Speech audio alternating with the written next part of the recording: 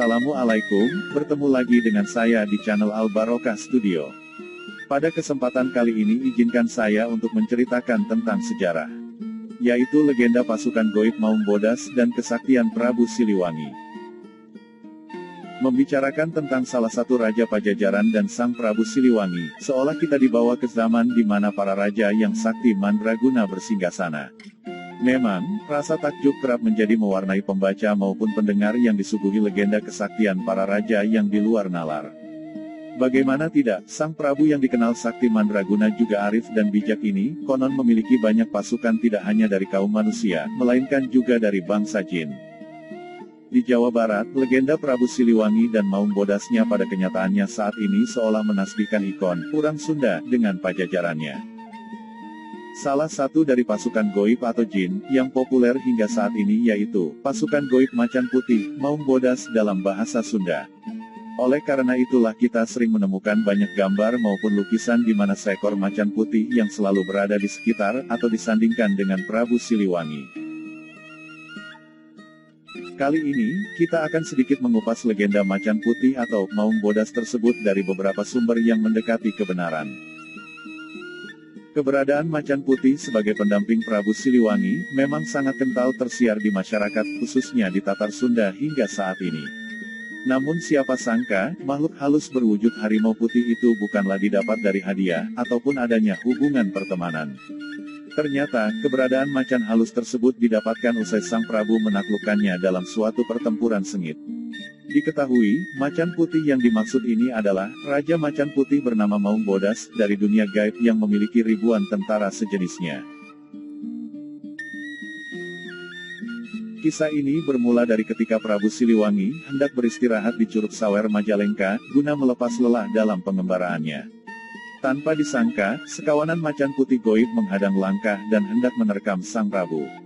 Namun, karena memang Siliwangi dikenal sangat sakti mandraguna, tidak satupun sekawanan macan itu yang dapat melukainya. Akan tetapi sebaliknya, banyak dari kawanan harimau goib itu yang tersungkur dan terluka. Singkat cerita, sang raja dari kawanan macan putih tersebut maju dan terjadilah pertempuran sengit di antara keduanya. Lagi-lagi dengan kesaktiannya, Prabu Siliwangi berhasil mengalahkan sang raja goib macan putih. Sejak saat itulah Raja Macan Putih dan seluruh pasukannya mengabdikan diri dan bersedia membantu Prabu Siliwangi sang penguasa tanah Pasundan, dengan taruhan nyawanya. Dari kesaktian Siliwangi yang pilih tanding ditambah adanya bantuan dunia gaib inilah, sang Prabu Siliwangi dapat menjadi raja tersohor di tanah Pasundan. Dirasa telah banyak membantu kejayaan Pajajaran, Prabu Siliwangi kemudian mengukirkan kepala harimau di gagang pusaka kujang miliknya dan menyuruh Maung Bodas bersemayam di dalam gagang kujang itu. Hal ini mungkin, agar kemanapun sang Prabu pergi, macan putih goib itu selalu dekat dengannya, sebagaimana kujang pusaka yang selalu dibawanya. Mengenai senjata kujang, di masa lampau senjata ini merupakan sebuah alat pertanian yang biasa dipakai oleh penduduk masa itu. Karena keinginan Raja Kudalalean yaitu raja sebelum Prabu Siliwangi, untuk menciptakan sebuah senjata pusaka yang mencirikan tanah Pasundan. Ia kemudian melakukan suatu tirakat tapa brata untuk mendapatkan petunjuk dari sang pencipta alam semesta. Alhasil didapatkanlah ilham yang kemudian ia menyuruh seorang empu untuk membuatkan sebuah senjata yang bercirikan kerajaannya tersebut. Di kemudian hari senjata itu disebut dengan julukan Kujang Pusaka. Baru setelah Raja Pajajaran beralih pada tangan Prabu Siliwangi, beliau Prabu Siliwangi menyempurnakan kembali kujang pusaka menjadi seperti yang Anda kenal saat ini, yaitu pegangan kujang yang diukir membentuk kepala macan. Ukiran kepala macan merupakan sebuah bentuk penghormatan sang Prabu terhadap macan putih, yang telah senantiasa menjadi pendampingnya untuk membantu menghadapi serangan bangsa-bangsa yang ingin menghancurkan kerajaan Pajajaran.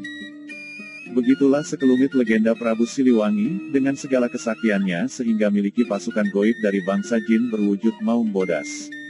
Demikian kisah ini, semoga memberi sedikit kita ilmu tentang sejarah Maung Bodas milik Prabu Siliwangi.